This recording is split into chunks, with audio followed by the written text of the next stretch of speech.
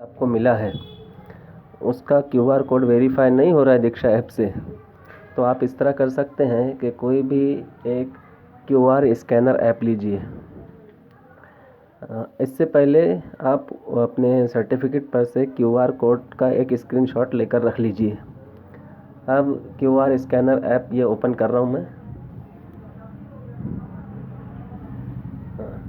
इसके अंदर एक ऑप्शन होता है इमेजेस का, इमेजेस पर क्लिक किए, यानी आपको किसी दूसरे मोबाइल की भी ज़रूरत नहीं है, आप इसी के अंदर एक ही मोबाइल से काम कर सकते हैं।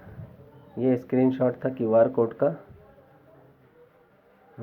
ये प्लेस कर दिए बीच में, और ये कोड याद कर लीजिए Y3S6Q1। अब इसको नेक्स्ट कर देंगे। ये लिंक आ गई आपके पास, इस लिंक को कॉपी कंटेंट कर दें। कॉपी हो गई। अब यहाँ से निकल जाएं और क्रोम में चले जाएं। क्रोम में जाने के बाद आप ऊपर यहाँ पर एड्रेस टाइप कर दें, वही कॉपी कर दें एड्रेस। कॉपी करने के बाद में गो,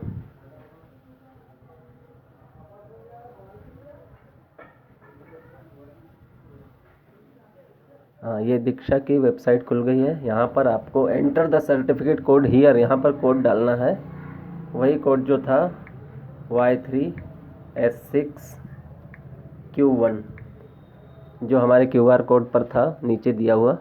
अब वेरीफाई कर लें। ये वेरीफाई हो गया, इसकी एक स्क्रीनशॉट निकाल कर रख लें।